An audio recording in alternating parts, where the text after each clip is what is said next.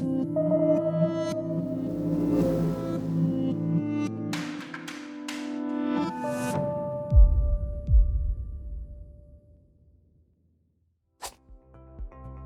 everyone, my name is Ruth Wilcock and I'm the Executive Director of the Ontario Brain Injury Association. I want to welcome you to our multimedia podcast series. The mission of OBI is to enhance the lives of Ontarians living with the effects of acquired brain injury through education, awareness, and support. We are so excited to have partnered with Headsup Concussion Advocacy Network and the former Ontario Neurotrauma Foundation to publish this multimedia podcast series. I would now like to introduce to you Ryan Sutton, who is the Executive Director of Headsup Concussion Advocacy Network. Hi, my name is Ryan Sutton. I'm the Executive Director of the Headsup Concussion Advocacy Network, a nonprofit organization whose mission is to challenge the stigma surrounding concussions. One of the most effective ways that we have found to spread awareness and education on this injury is to share the stories of people directly impacted by them. That is why my team and I are so excited to be collaborating with the Ontario Brain Injury Association and the former Ontario Neurotrauma Foundation to produce this multimedia podcast series. Welcome, everyone. I am Becky Moran. I'm an occupational therapist with St. Joseph's Healthcare London.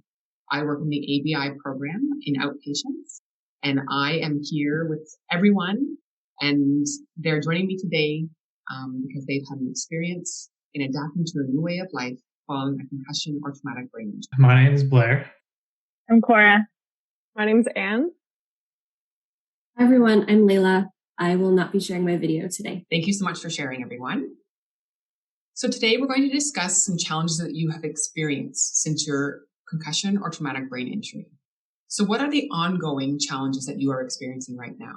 I think some of the ongoing challenges that I currently experience mostly involve adapting to the new lifestyle, like understanding the accommodations that I presently need for school and with even exercise and as a hockey coach, there's certain things I need, and being able to communicate those is a bit of a challenge and an obstacle that I'm kind of maneuvering right now.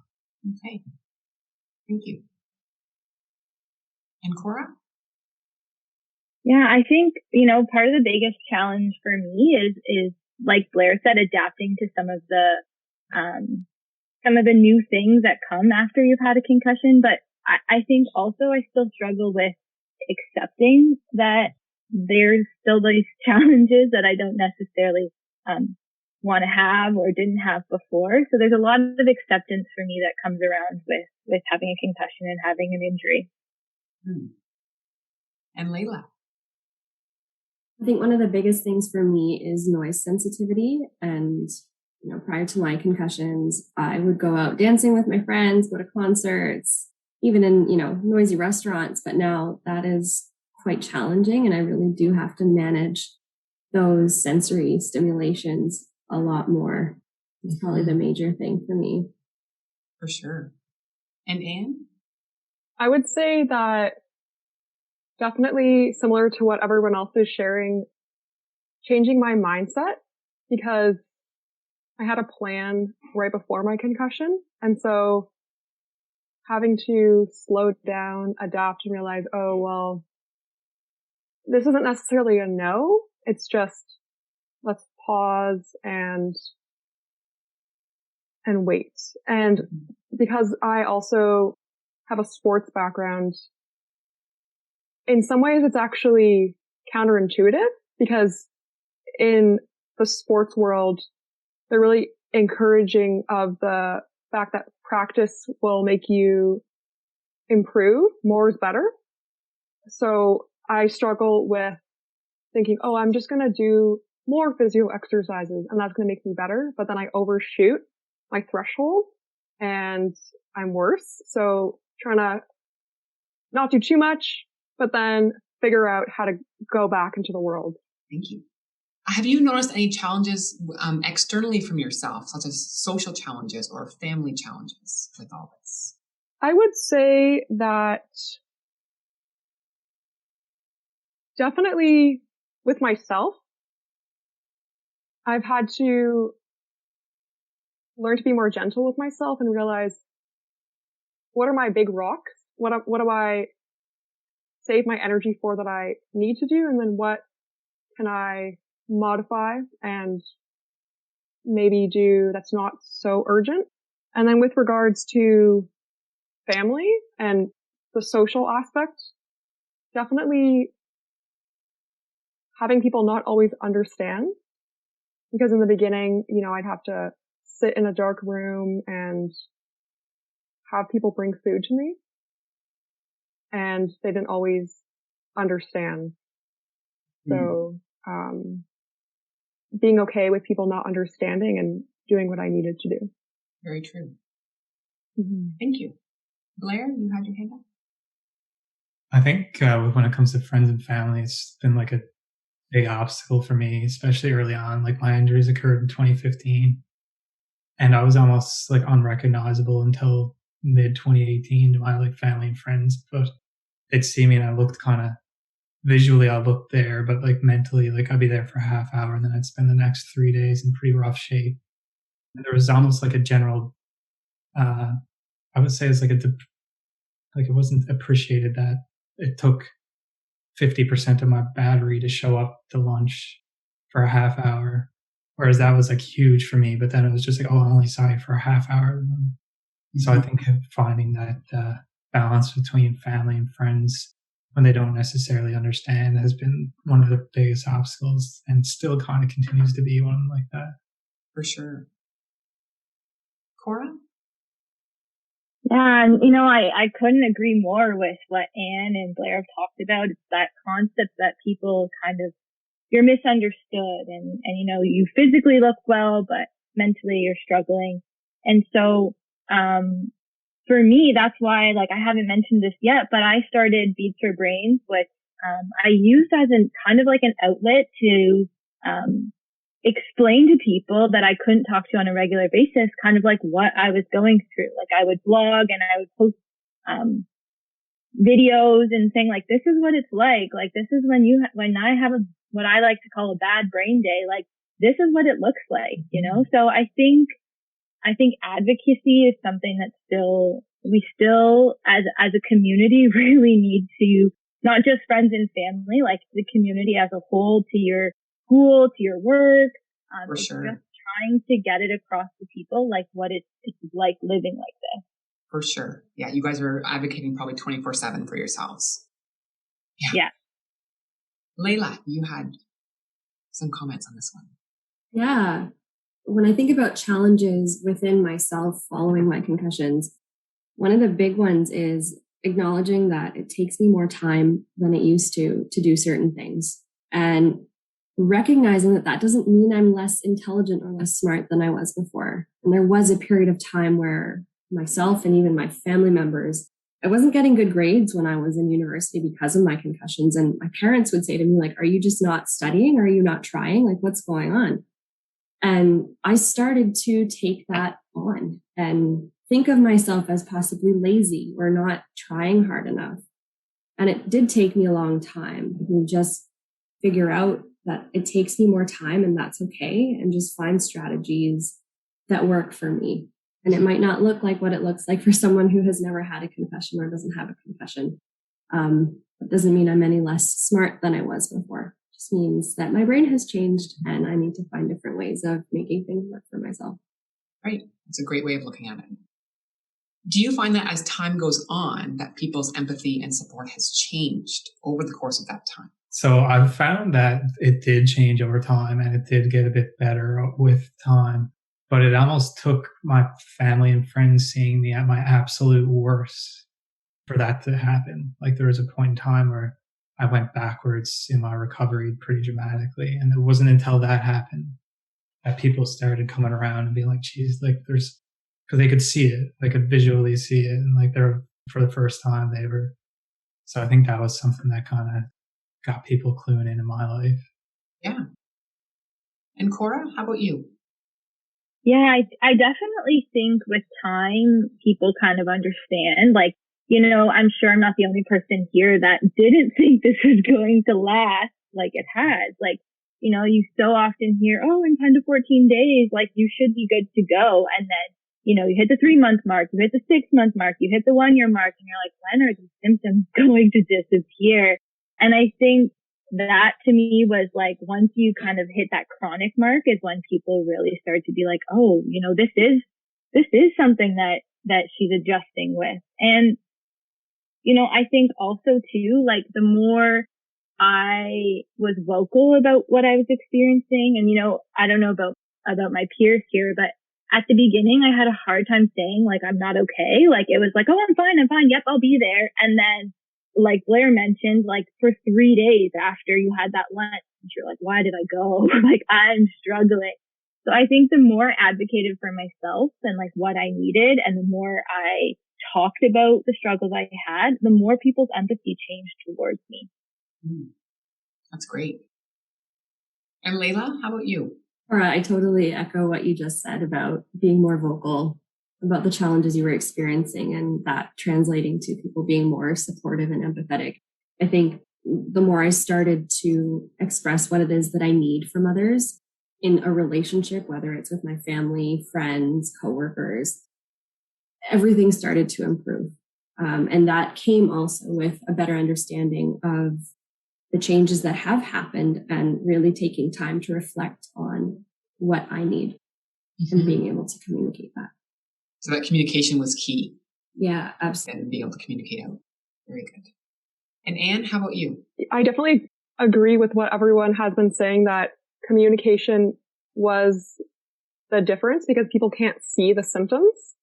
So I remember, for example, the day after my concussion, I was supposed to write an exam. And because no one saw my symptoms, they encouraged me to take the subway and just write the exam because I don't have to get a doctor's note and worry about it. But I had to really advocate and go through that process. So I'd say it was definitely really challenging, especially when you have a concussion to advocate, but people started to realize, oh, you do need more help. And another thing that it reminds me of is something that is hard is I was not going out too much to more social activities. I was more staying home and trying out painting or increasing. But then if friends would see me at an event, then the hard thing was they would say, oh, but I saw you and you were fine. So they wouldn't see the after, like Blair was saying, where for a week or something, I'd really struggle. So I had a chart and I would try to show people, we have to take breaks and have timers. And, when they started hearing that and hearing what the doctor was saying, then they adapted and helped me. It's almost like you had to save up all your juice for that one activity, right? All your energies for that one activity. So they see you at your best, and then they don't see you in the after effects afterwards, for sure. Cora, did you have anything else to add to this one? Yeah, I was actually just going to add something that really hit me hard with what Anne said, is about feeling like you always have to explain yourself to people. And that is something that is so frustrating for me. It's you already have less energy to deal with activities of daily living. And, some days you can't even just get yourself out to go for a walk. And then you're trying to explain to people no recovery is linear, and no one's recovery is going to be the same as mine. So, you almost feel like you have to explain to people well, the reason I could go to that was because I wasn't having a bad day, or that was part of my activity pacing, or I'm learning to increase my threshold. And it's just, I find that part very exhausting, is trying to explain to other people what it is that you're actually going through, and all the advice that you get from practitioners and peers and family members and coworkers, and trying to navigate all of that. I think is something that's really, I know I've gone on a bit of a tangent here, but something that's really difficult. And I think that's something that, has really, impacted me greatly. I think it's important to also notice, I don't know if any of you guys use this or not. Do you all have a one-liner that you can use for people that sums it up in one line. That way you don't need to explain it, like start from scratch every time, where you kind of just, this is where I'm at and this is how I do things. And so like a short little sweet kind of sound bite. Yeah. Cora, do you have a one-liner? No, I don't, but I'm definitely going to make one. One-liner would be good. Like yes. That. A little sound bite to say, Yeah. This is where I'm at. I'm not 100% better, but I'm still, this is my progress so far. Yeah. I think I definitely am going to take that advice. Great. Does anyone else have a one-liner that they use? Anne? Well, originally I didn't think I did, but now that you worded it like that, I would carry around the parachutes return to learn, and there's different phases. And so I would say, so I'm at about 2 hours of cognitive activities, and every 30 minutes I had to take a break. And then before I would go, I would bring a timer and make sure there was a room I could go to rest. So that's great. People knew. And a great visual as well, right? So yeah, very good. The next question we have is, do you disclose that you have a concussion or an acquired brain injury when you go for a job interview or an interview for a professional school, perhaps? And do you wait until after you've gotten the job, or do you do it before you go for the job interview? And what reactions have you received from that? Blair. So I recently applied to physiotherapy school for Western, Queens, and McMaster. And throughout that process, I did disclose that I went through like the things that I've gone through, and I did explain where I was. However, I didn't actually think about it until afterwards when I was speaking to someone from another group, and they said that I shouldn't mention it due to I can't remember the reasoning, but due to potential bias, I would imagine. And I didn't really think about it, but then I haven't really stopped thinking about it since, because my applications are now in, and I'm wondering how much impact that might have. Right. So I did disclose, but the more I think about it, the more I felt like I probably shouldn't have, because I'm thinking that it might benefit me and it might actually have a detriment, but we'll find out in the future. Yeah, very true. Cora, how about you? Yeah, so I kind of have a couple different experiences with this. And, like Blair, I was unsure, should I disclose this? Should I not disclose this? Is it going to harm me? Is it going to benefit me? And so, I'm in naturopathic medicine school. And so I started, my degree program. And I had my concussion after my first year. And so I had it in May 2018. And then come September, I'm like, oh my God, I don't know how I'm going to manage being in school, full-time school with all these concussion symptoms. So I had to disclose to my school, even though I was already part of the program. I had to do a lot of stuff to go part-time at school and to adjust my schooling schedule. And that was really, really, really challenging for me. Having to have that conversation with people saying, I need to go part-time, I need accommodations. So I think it kind of just, to answer the question short and fast, it just depends, I think, on the situation. A couple years, after my accident, I applied for a part-time job, and I disclosed it in my interview. I told her I can only work part-time, I can only have 4 to 5 hour shifts, because I think it would be unfair to, give false information. I felt and I did get offered the job.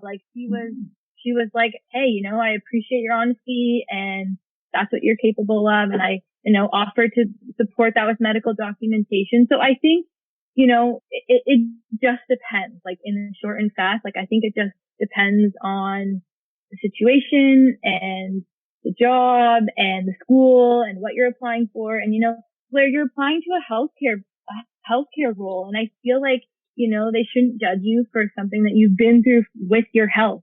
So, I wish you the best of luck with that. Anne, how about you? I'd like to add on to what people are saying. And for example, I disclosed my experience with a concussion in my graduate school application for occupational therapy for the different Canadian schools and American schools. And Well, when I was going to the writing center to get help, they were reminding me to word it in a way where I could say this has been a year and a half and I'm better today.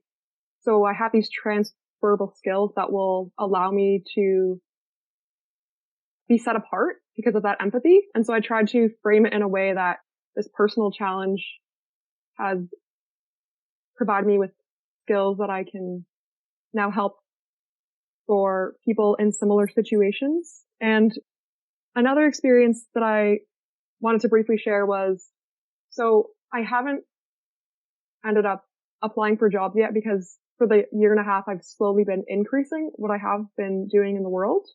But for example, when I needed some volunteer hours at an OT clinic, then it's not as though they were going to fire me.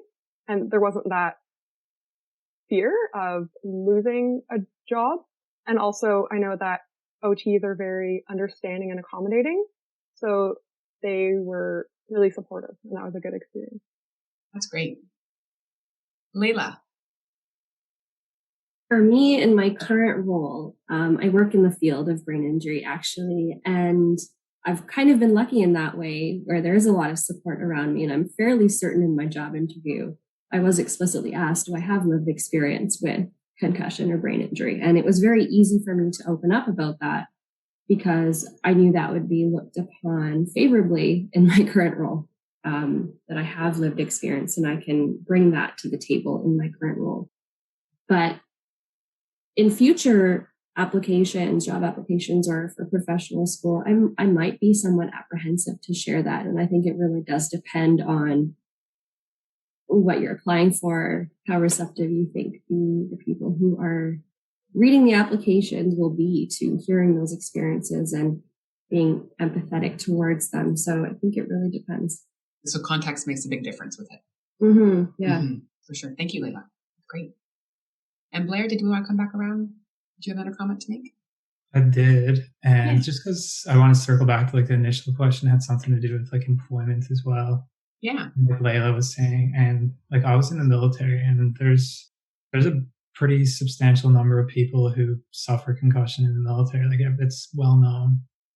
And disclosing that you're struggling as in that type of job is like, you go from being right here and then like the way everyone around you views you just hits the floor. It's like, you can't do your job. This is something that you won't be able to do.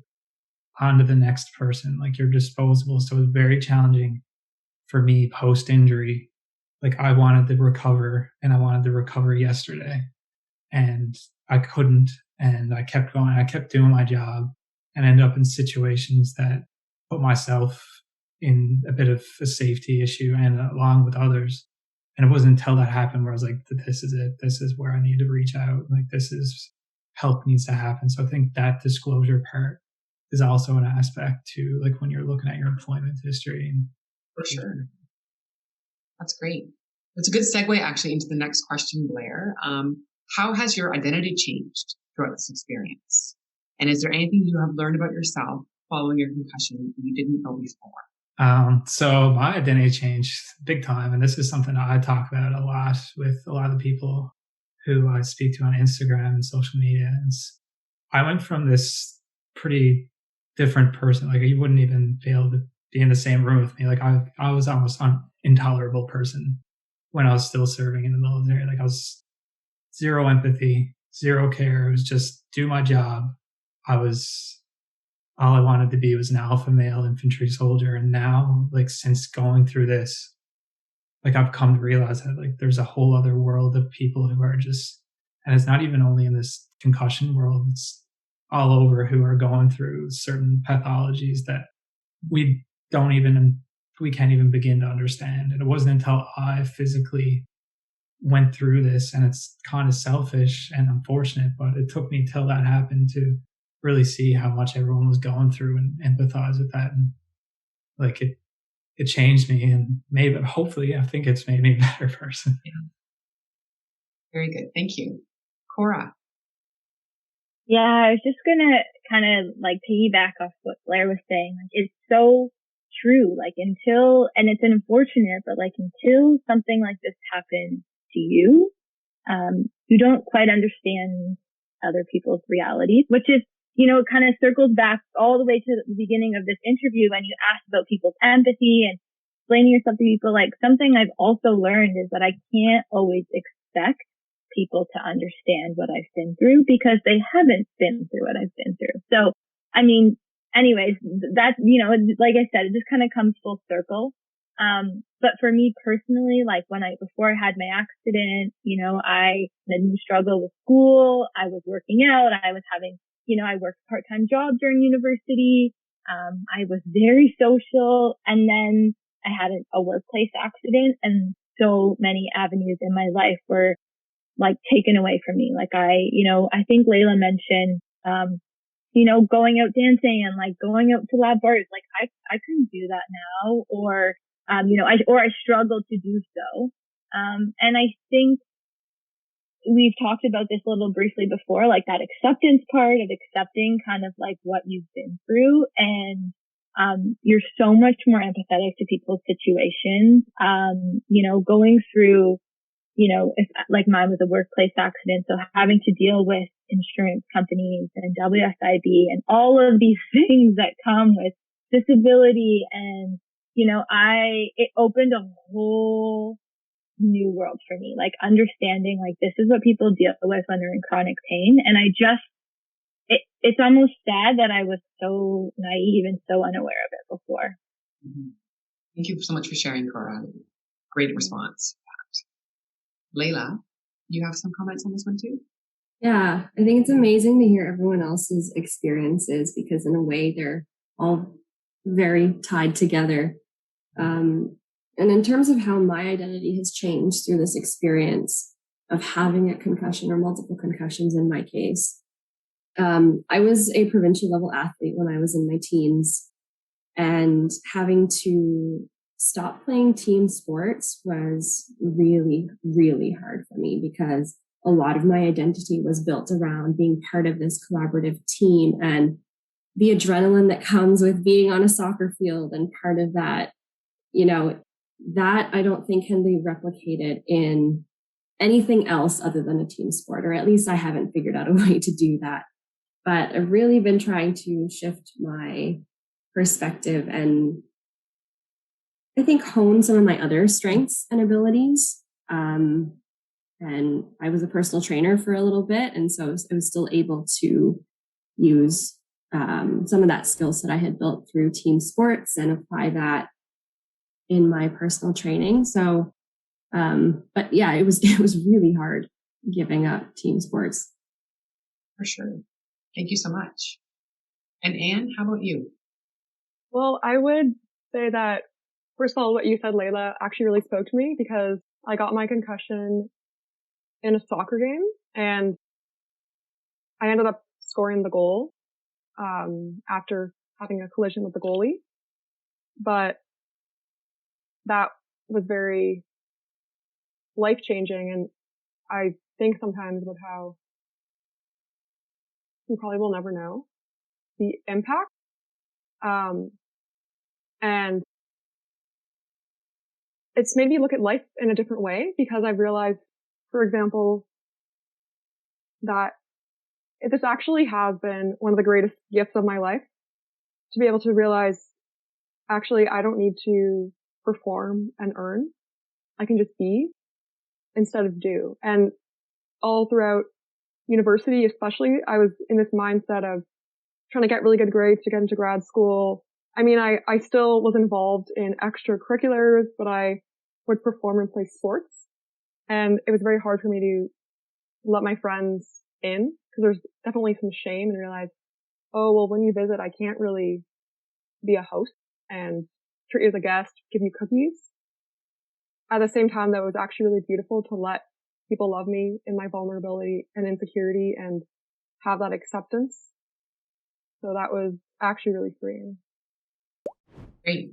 Thanks, Anne. You also actually bring us into our next question really easily, is that what mindset have you acquired from the concussion? So has your mindset shifted and is there a new kind of outlook on things? Yeah, I definitely would say that I've slowed down a lot and I've learned to be more gentle with myself. There's less focus on, I have to do this right now. If I don't do this, I'm not going to be able to love myself. But realizing, oh, well, what can I do? This is amazing. And I actually have a journal and I try to write down every day what I can do. And then it's really encouraging for me to look back many months later and realize, oh, I can read for more than 10 minutes without a headache. Yeah. That's great. Thanks. And Cora, how about you? How has your mindset changed? Yeah, I have to give credit to my therapist for that. That was like extremely hard for me. And I think mindset comes with identity, and you kind of need to, like for me, it was very, and it's interesting to hear everyone on this panel kind of talk about that. Like we've all somewhat briefly touched upon our identity before our concussion, right? It's almost like you have this event and this is who you were before and this is who you are now. And like, I struggle with that so much. It's like, I don't want to let some of those pieces go, if that makes any sense at all. And so I've had to work for the last 3 years with psychologists on kind of letting that go, letting that mindset shift. Like, this is what I was before and this is who I am now. Like it's not like that. And it's trying to find, the mesh between the two. And I know Anne mentioned it, like, what can I do now? And focusing in on that, like, I had to do a lot of, living in the moment work, opposed to living in the past or living in the future. So for me, that mindset shift has mostly just been like, what can I do today? How is that going to benefit me long term? But what can I do today? And a lot of it for me was letting go of expectations of myself, letting go of these to-do lists that we create. And I know Anne mentioned it, like, I can just be, right? Like I can just be. And so today might just be a better day than it was yesterday, or it might not be, but living presently is something that I really have had to practice, and it's been a huge mindset shift for me since my concussion. Yeah, that's great. Thanks, Cora. And Layla, how about you? How's your mindset shifted? I heard Anne and Cora talk about, seeing how far they've come since their injury. And for me too, reflecting back on where I was 7.5 years ago and through that process and where I am now, I think really gives me hope for the future. And I've always been an optimist, but whenever I face a challenge now in my life, I kind of reflect and say, well, if I can overcome those concussions that I had and get to where I am now, there is no challenge in life that I cannot beat. And 7 years is a long time to be experiencing post-concussion symptoms.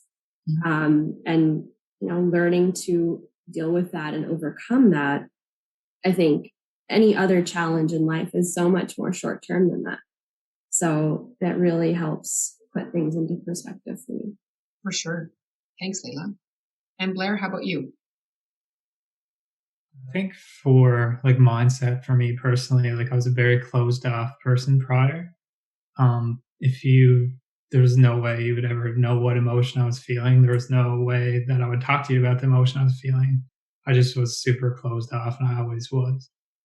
But after my injury, it took me about 3 years of like kind of struggling and stewing in my own, I guess, issues, we'll call them, for lack of a better term. But I spoke to a psychologist. I was doing CBT, and she's like, like you should just start talking to people. And she suggested the social media thing for me. So then I started speaking to people. I know Cora, and I've never met her, but I know her specifically through like Instagram, and I speak more openly to people, even in my real life now. So people that I coach youth hockey, and I encourage each one of those young athletes to like, these are your emotions.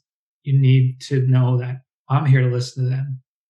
Your father will listen to them. Your mother will listen to them, but they won't listen if you don't speak them. And I think that's something that I've learned is like, I need to speak my emotions. And that's how my mindset has really changed. Great. Thanks, Blair.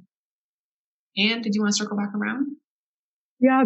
So something that this made me think about was 2 points. One of them was it taught me how to laugh at myself more and have humor, because some of those situations are so awkward and so funny because of the way you have to interact with the world that looking back, it just makes me laugh. Because, for example, if I wanted to go to church, they have this loud organ. So I had to sit in this dark room with earplugs. And then every few minutes I would maybe go out twice and then come back in. So it was just so hard to explain to people, but it was just really funny. I mean, maybe not in the moment. And then the other piece, which is actually really relevant now to COVID, is that a lot of people, they don't really slow down in life. And I think that one of the reasons COVID is hard is because people are on this mindset of, okay, school or work, but they've never really stopped. And so I've learned to just be, and well, because it's sort of been uncomfortable initially not being able to work or be in school, but I would plan my day with pacing, and maybe one day I would do my Scooby-Doo coloring book. Another day I would do Play-Doh. And so instead of using exercise to cope, there was all these really cool crafts I'm discovering. Yeah. It's very good. Did any of you ever feel like your life was over? How did you overcome this and regain a more hopeful outlook? I would say that there were definitely some times where I felt as though I was experiencing concussion-induced depression, and there was this darkness where I felt as though I couldn't really go on. But because I felt stigma, I didn't really feel like I could talk about it. I felt as though something would happen if I did. Something that actually really helped so that I could get through this was listening to some other concussion podcasts, because I discovered that there's inspirational stories of people who have gone through concussion, and that gave me a lot of hope. Or even a lot of my friends reached out, because in kinesiology, a lot of female athletes have had concussions. And so they would remind me, hey, you're going to be able to go to a concert again or play sports. So that was really nice. Great. And Blair, how about you? Can I get you to repeat the question? Did you ever feel that your life was over? And how did you overcome this and regain a more hopeful outlook? Yeah. So when I finally actually admitted, like I said, it took about a year to talk to people and tell them what was going on. I went down a path, which is a longer path in the military, to medical release from the Canadian Forces. And in May 2018, I was medically released from the military, and that was my life. I signed up when I was 16 to join the reserves in the military. At 20, I went full time. This is who I was. Mm-hmm. And when they told me that this is something you can't do ever again, it tore me apart, and it still upsets me to this day. But I think very much like what Anne said, it's so I'm in the human kinetics field right now, and since going back to school, I've all my friends are almost a decade younger than me, but they're all so supportive, and they've encouraged me, and there's things that I'm doing now that before I went to my HCR school, it's there's no way I could do that. But yeah. Very good. Thank you. And Layla? I really felt when I had my concussions, I was on the track to medical school, and that's kind of all I had ever really wanted to do. But when I got my concussions, I tried to write my MCAT. I wrote it twice, did terribly both times, and realized that I'm probably not going to get into med school. And 7 years later, I am actually grateful for that, because I don't think I would have been happy in medical school. And so I think in a way, these concussions were a blessing to get me on a different track for my life, where I think I am happier. And so at that point, when I didn't get into medical school or do very well in the MCAT, that was when I felt like, oh my God, what am I going to do with my life right now? But things got better, and I found more passions, or things that I was more passionate about. So actually it was for the good. Very good. And Cora?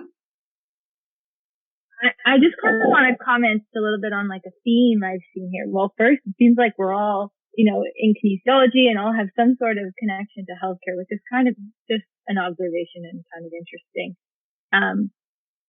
And, something I think that I can speak on, and I don't know about my peers here, but I definitely had that darkness, that, what if I had that, what now? Like, how am I going to cope with this? How am I going to get through this? Like, it'd be like, there's no doubt I didn't experience that, but I found that as time progressed, like it got, it's not a linear feeling. Like in the beginning, I was like super optimistic. I'm like, all right, 10 to 14 days, like I got this. And then, I kind of mentioned this before. And then as it kind of got more chronic, I like got more and more depressed. Like, okay, this thing is here to stay. And like, what am I going to do about it? And then it got to a point where I was like trying absolutely everything because I just didn't want to live like this. So I was seeing anyone recommended, I wanted to see them. Like any supplement, any exercise, vision exercise, physical exercise, like I wanted to do it because I refused to live like this. And I think when I got rid of all of those things, like people's advice and, obviously, you need to take professional advice, but it kind of can seem overwhelming. And I think that kind of feeded into my darkness a little bit. Like all these people are saying they can help me and I'm not seeing results. I think I just needed to like take a step back and like be optimistic and say like, okay, like here's what I'm dealing with. And when I I talked about this in the beginning, like when I accepted like this has happened to me and I just need to move through it at my own pace, the darkness kind of like shifted. Like it became light, like it was like once I was like, the here and the now, and I talked about that in another question, like practicing the here and the now and what I can do today. And, seeing people that I thought really helped my recovery opposed to seeing anybody because they could maybe help me and focusing on what you can do. I just noticed a big shift, like a shift in my mindset, a shift in my ability to cope and some of that darkness, some of that fear, it dissipated. It sounds like you got more control back as well. Yeah. Even though it's outside of your control, that's right. You feel like you can control something. That's right. Because now you're in the driver's seat for it, for sure. Yeah, that's great. Exactly. Thanks, Cora. Anne, how about you? Commenting on what Cora was mentioning, well, this definitely taught me how to have my own mind because all these people would say, oh, you need to do all these exercises. And so I would spend my whole day doing this many physio exercises, taking a break, this many eye exercises, taking a break. And then that would be the whole day and I go to bed. And so the OT was saying, I think you need to have some fun and also have that friend connection. And I realized, well, those things are good, but sometimes it's that you have to also let your brain rest. And that was helpful for me. Very good. Yeah. We've talked about communication a little bit before already. How have you learned to communicate with the people around you about what you're going through? So has that shifted and changed at all recently or lately? Cora, how about you? I mean, hey, I'm going to take your advice here and have my one-liner. Like, I'm going to prepare that after this That's podcast. Right. But I don't think that like for me in the beginning, I briefly touched upon this. I started Beats for Brain. I started making bracelets because I couldn't do much else. And, like Anne mentioned, like there's so much, therapy. Like it was recommended by my therapist, like you need to do something artistic, something that, and for me, something that I never did before, because that's something I always struggled with was like comparing my old abilities to my new abilities. So, it was like, hey, I used to be a really good athlete. Hey, I used to be able to read like no problem and retain things. And then you try to do it after your concussion and then you're struggling to do all of these things. So when I found an activity, which was bracelet making that I'd never done before, I'm like, hey, I'm really good at this. It's like, because you didn't have to compare yourself to anything. So why I'm saying that is like, I started Beats Your Brain so that I could communicate with people what it was like. And so I know Blair mentioned this, like somebody recommended to him, like start a social media, get in contact with people who, are experiencing the same things you did. Like prior to my accident, maybe it's naive. Like I didn't follow any concussion accounts. I didn't follow people who had a brain injury. Like I just feel like, the communication and the resources are there for people who need them. And I would like advocate 110%. Like if you're going through this, find a community of people who, you can support, like can help support you, whether it's through like, support groups with the Ontario Brain Injury Society. I know we have one in Toronto too. Whether it's social media and you're just doing it from your home, like Facebook groups, like there's so many things. And I think that it's something that, especially like as Anne mentioned with COVID, like a lot of us don't have the same family and friend support that we would normally have because we're isolated. So I would tell people to like use these social platforms to help you feel connected and help you communicate. And there's so many tips and tricks on that you can find to help you kind of navigate through this recovery and how you can explain that to other people, like what you're going through. Love it. I think it's also, you touched on a couple key things with looking at creativity and doing an artistic activity that you've never tried before as well, which is really important. Then you can't compare yourself. And I know that in my role as an OT, I have taught a number of people, both men and women, how to knit after their concussion because they've never tried it before. And some of them have come back to me years later saying, the knitting saved me. The yarn is what saved me. So, it's really great to hear. It's so true. Like, I remember so vividly my therapist saying to me, like, Cora, like you need to go do something different. Like you can't do what you used to do. And so I went to the art store. I'm like, I am not an artistic person. Like I can't paint, I can't draw. Like I don't know what I'm going to do.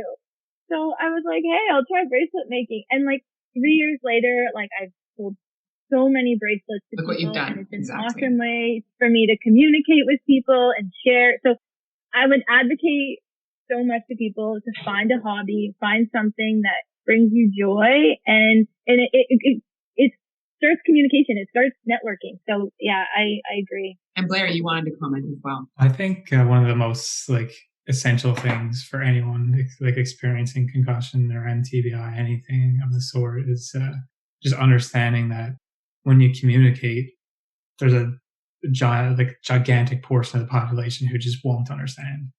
And using your energy to try to explain it to them is just not worth it sometimes. Sometimes it's just, like you said, use your one-liner and back up and just get out of there because they're simply not worth your time. That's something that I've learned with my communication. So there's people who are in my friend circle and people who are in my family that some of them understand and they empathize deeply, and then some of them just don't get it. And then they're like, oh yeah, I'm tired sometimes too. And like, oh yeah, my headaches. Kind of downgrade what you're saying. Yeah, and and it's very challenging to communicate with a person like that because you love them, you care about them, but then they just simply don't get it. So for me, it's just that simple mantra is just understanding that others won't necessarily understand, and that's been crucial for me. I think it's important to advocate, but I also think it's not your job to convince others as well. Sometimes, right? So, yeah. Anne, you had a comment. Yes, I was going to say that, well, talking about actual tangible communication in the beginning, I would send a lot of voice memos to people. And that was really helpful because it hurt my eyes to look at screens. So I could pause it, and I would sometimes use different technology, which did voice to text. And then, oh, right. People also talked about having people that you can talk to that are going through a similar situation. And one other thought that I had was, well, I had really supportive friends who are in healthcare. So something that I'm really grateful for is, for my birthday, for example, I was still in the phase where I was sort of wearing sunglasses, and so my friend helped me to plan an activity that was art, which I wouldn't have to compare myself. So everyone had a coloring sheet. And then that was the portion where we took our break in silence and colored. And then it was really nice because they all wore sunglasses. And then that felt like we were in solidarity. So that was something that I look back on and I like. That's awesome. Very good. Is there anything else you want others with a concussion to know? You are not alone. I can stress that 100 times. Even just on this podcast and listening to 4 people that I've never talked to before, if you watch the video, I'm sitting here yeah, because every single person here has talked about some part of their recovery that you as a person with concussion can relate to. So I think I just want, I have a public open social media. If anyone ever wants to reach out, I'm always there for a listening ear. And I just think that I felt really alone at the beginning of my recovery. I didn't really know. I mean, I played sports my whole life and I got away with no concussion in sport, and mine was a workplace accident. And I think, we also assume, I was in kinesiology, and whenever we talked and learned about concussion, it was always related to sport. And so I think it's really important for people, the general public, to know that concussions don't just happen to athletes. They happen to everyone. The amount of people I've heard say, I was walking my dog and I slipped on ice and I hit my head. And I think that, I just want people to know that you're not alone. You're not crazy. These symptoms that you're experiencing are real. And I just think that, one thing that we kind of touched upon briefly is we talked about our identity, but I also think a lot of people choose to identify with their concussion. And I personally disagree with that. I just don't want to settle for this is why I'm feeling and these are my concussion because of my concussion. And so I think I just want to tell people who are new having a new experience with concussion is that you're not alone and you're not crazy, and there's hope. You will get better, and it might not be the exact same as before, but there's hope, and there's a lot of things that healthcare can do to help you. Very good. Thanks, Cora. Blair, how about you? What would you like people with concussion to know? First of all, I really do agree with Cora. And another thing too is comparing yourself to who you are today to who you were prior to hitting your head, or whatever, however whatever the mechanism of the injury was. But that's not necessarily the right way to do things. You kind of just got to open up to who you are at this point in time and work with your healthcare team and your experiences, and then develop your path forward. Because if your path forward, if you're looking in the rear view the whole time, you're just going to get another accident. I think my physio told me that. And it's something that I keep in mind. And I think another thing, I know that, of course, concussions don't necessarily only happen to athletes, but there's a significant portion of youth athletes, hockey players, female soccer players, that's a high risk population right now. And if you are a parent right now, you need to know what that concussion looks like.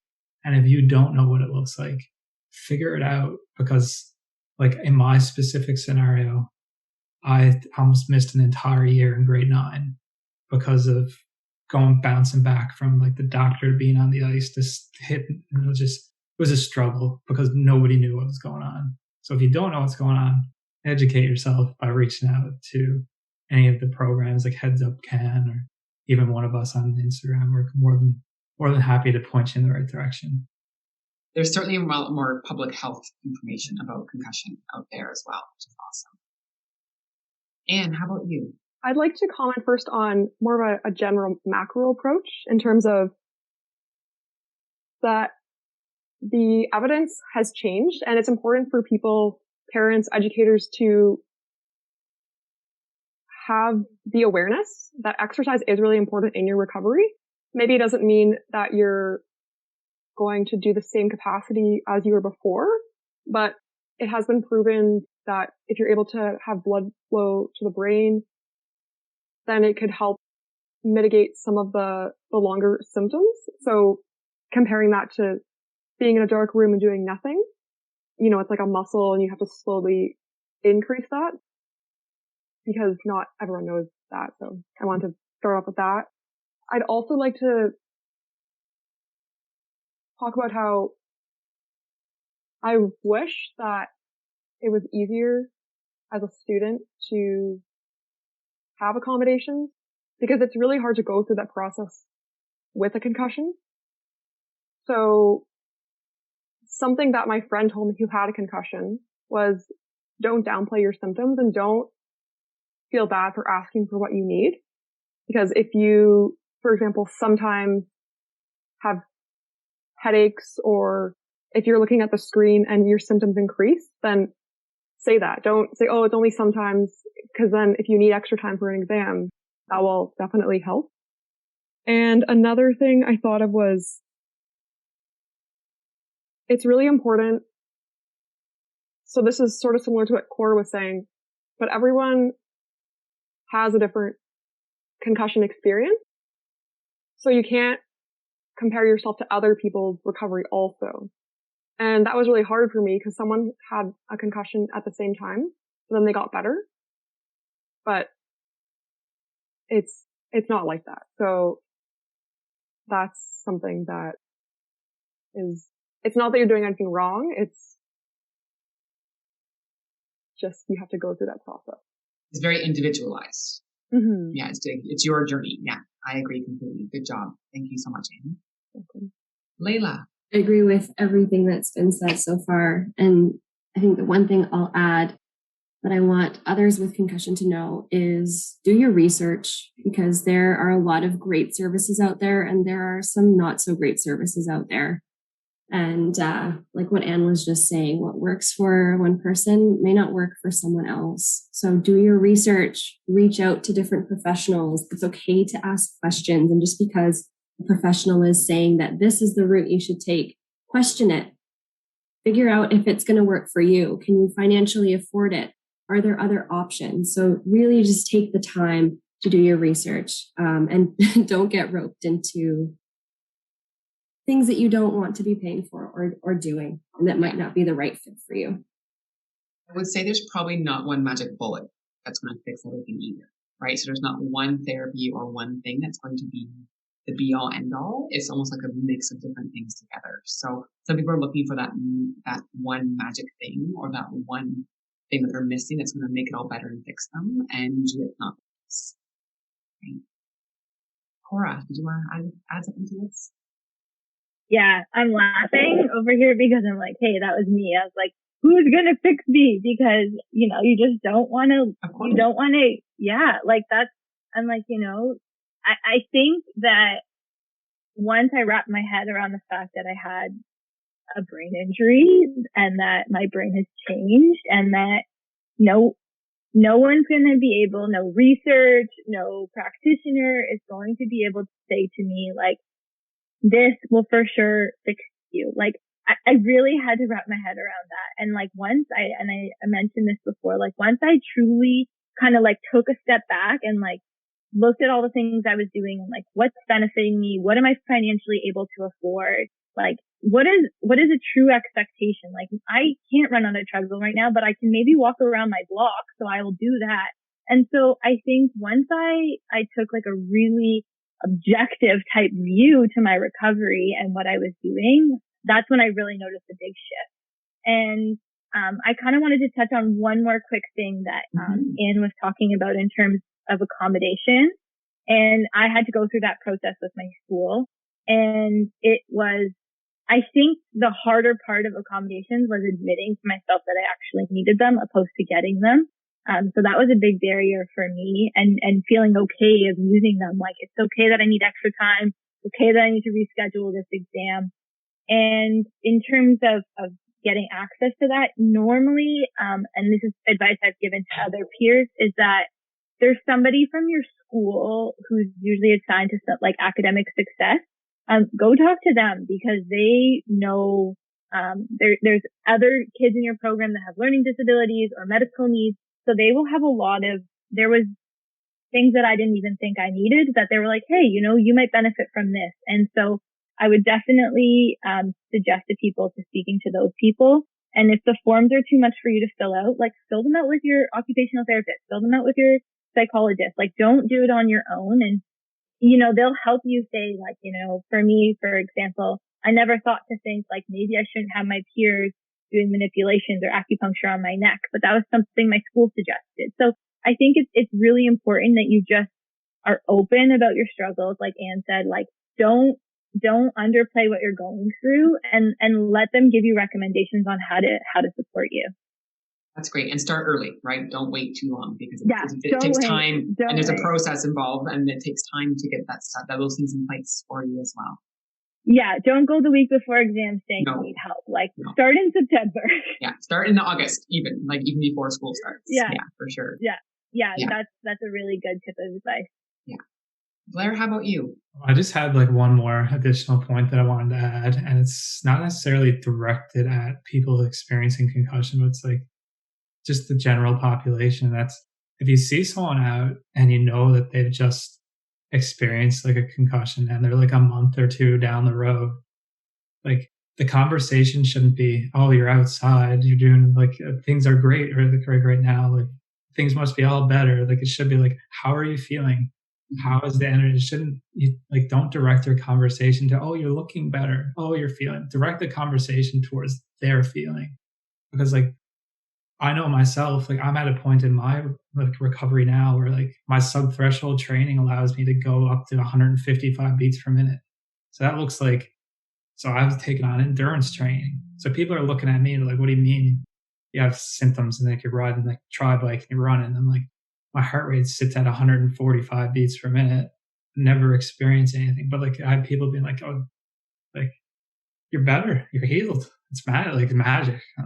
But this is something that people just don't necessarily understand, that you can still experience a degree of the concussion related symptoms and move on with your life. You can still move forward while having concussion symptoms, and that doesn't require someone else's judgment.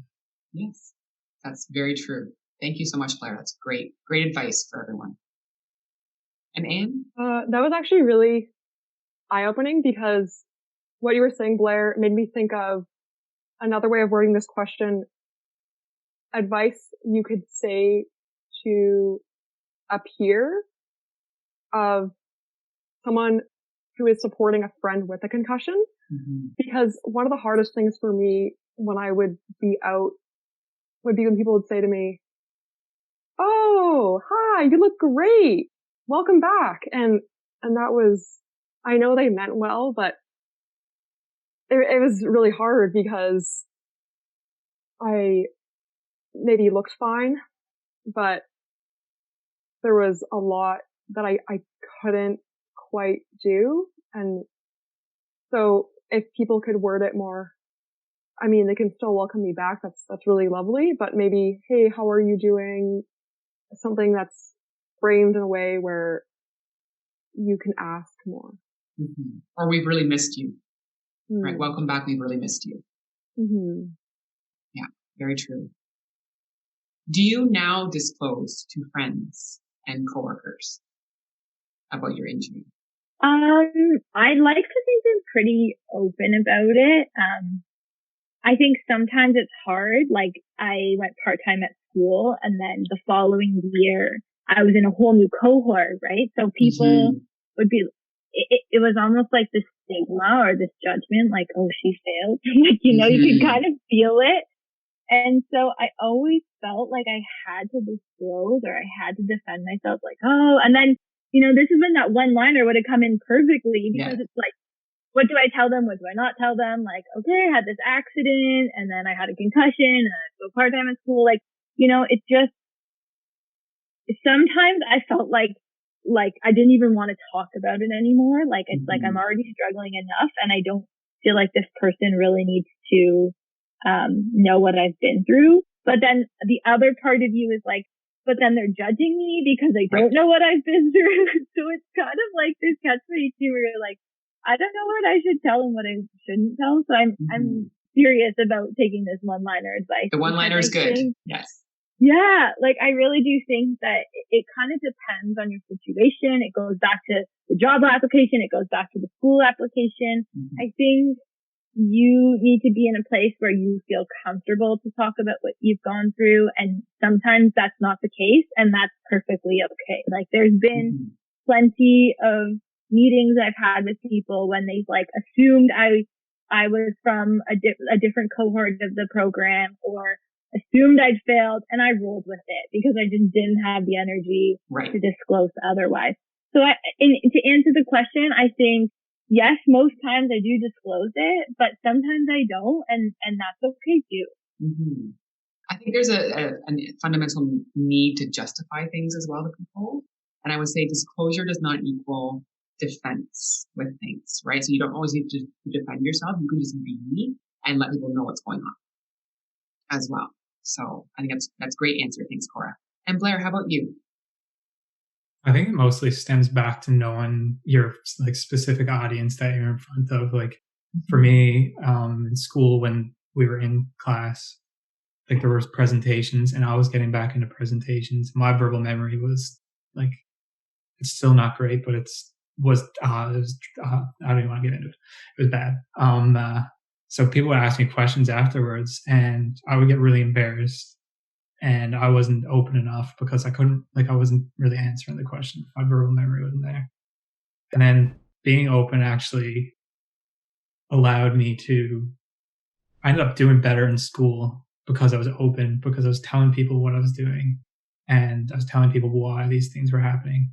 And then people just accommodated. And like, I don't know if it's because it's a healthcare related degree and people just get it.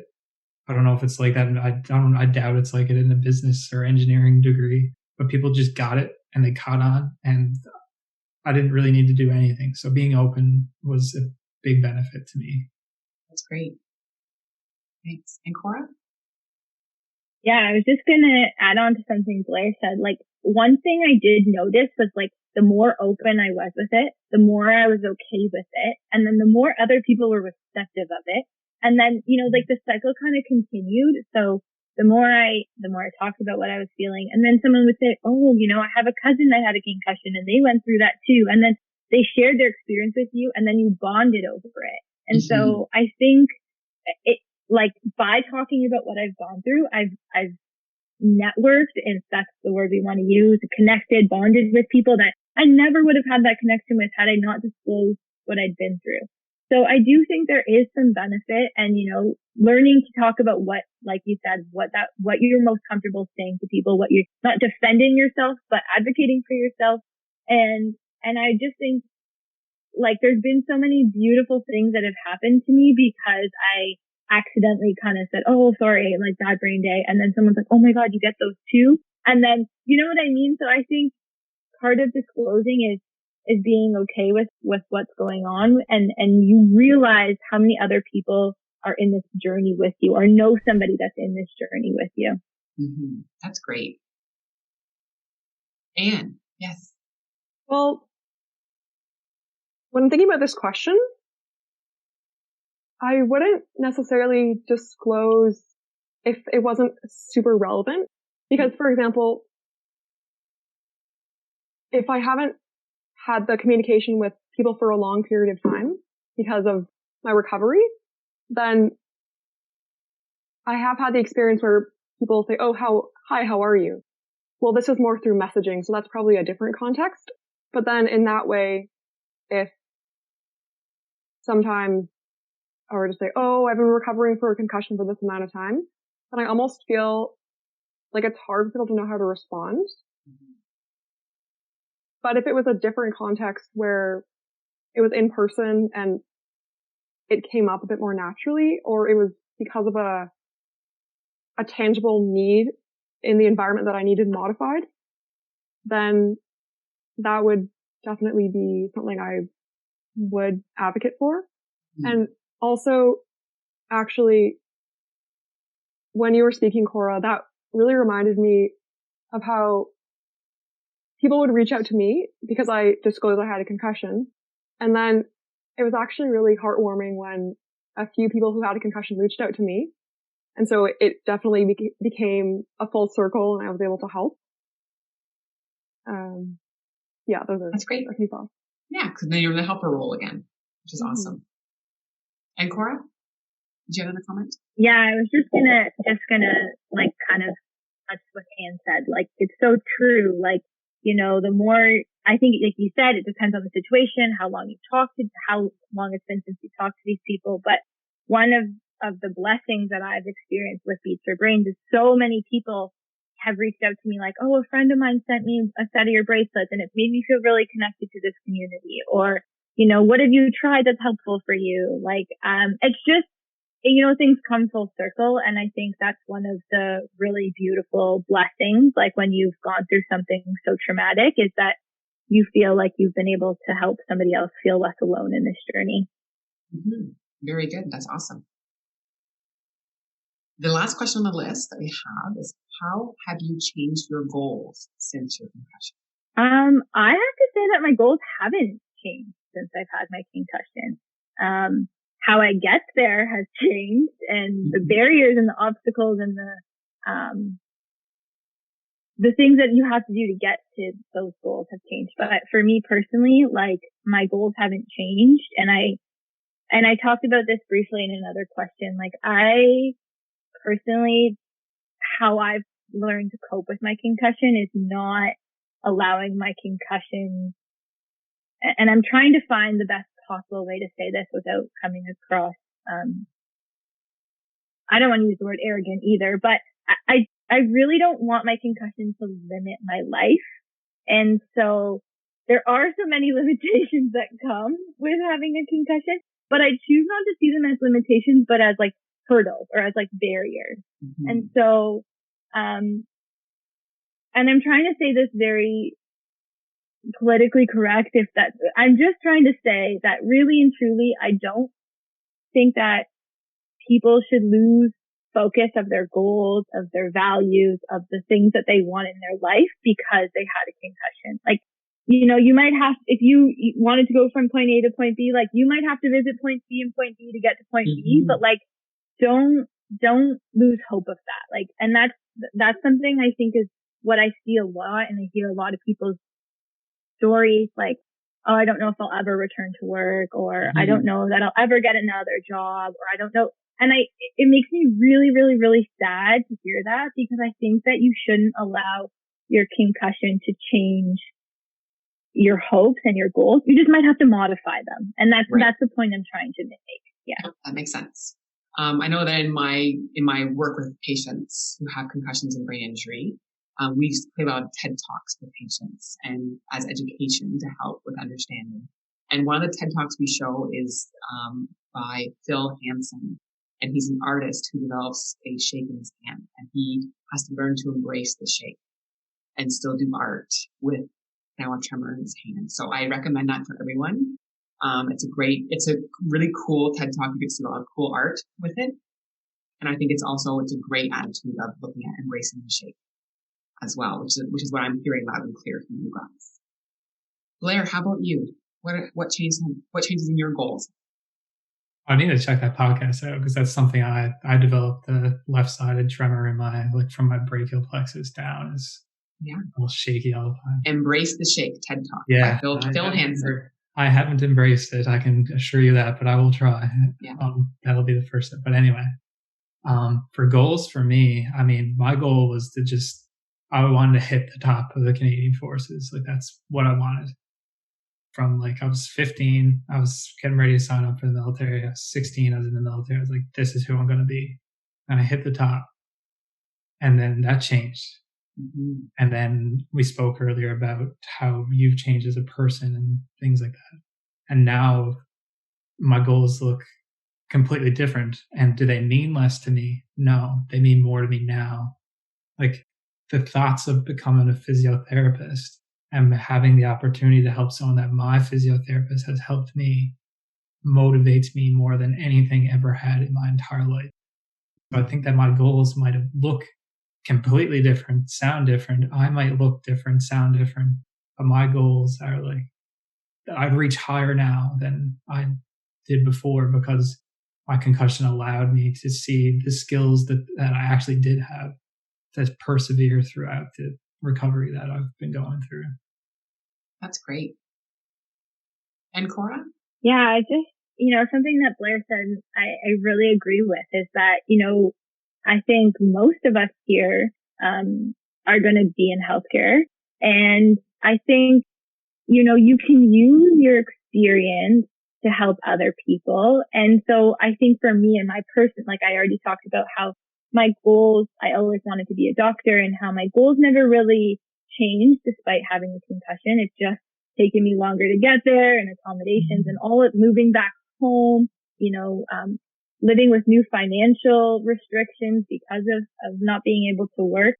But I really do think maybe this happened to me so that one day when I'm a doctor, I can help people who've also had brain injuries. So that's something I think about quite often is like maybe the universe gave me this experience so that I can be a more empathetic doctor. And that motivates me. Like Blair said, like thinking about having a patient in my office that I can say like, hey, I've been there. I get it. Like, I'm not going to give you a laundry list of things that I know you're not going to do. Right. So I just think that, like Blair said, your experience and the passion of being able to help others with your experience is very motivating.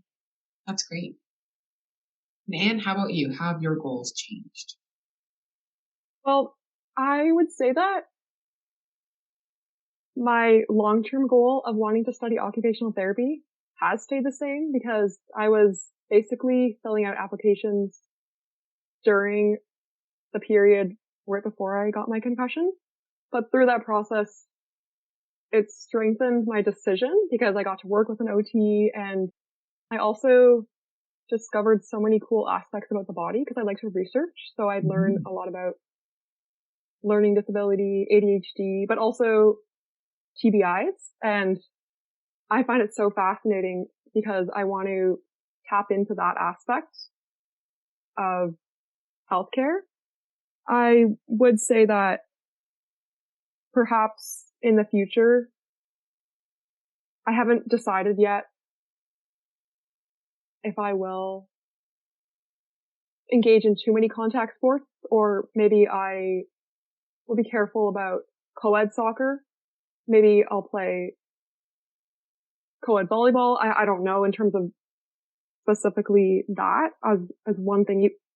I'm not sure, but other than that, something that my friend told me when she was giving me an outside observation of my recovery was she mentioned that I am better post-concussion than pre-concussion. Maybe not necessarily in terms of the physical capacity, but I've developed a lot of soft skills through counseling. And I know someone on here mentioned they've been an optimist, and I think I've been an optimist. I think sometimes I use that as a mask because I don't like to show that I'm struggling, but I've learned to be vulnerable and real. So those are ways that I've grown. Awesome. Thank you so much. So that is the end of my questions that I have on my list here. So I'm going to say the closing remarks that I have in my script. So I want to thank all of our participants for being so open and sharing of their experiences about adapting to a new way of life following a concussion or traumatic brain injury. This is the final episode of the podcast series. Thank you so much for joining us. If you or someone you know needs help following a concussion or brain injury, please reach out for support.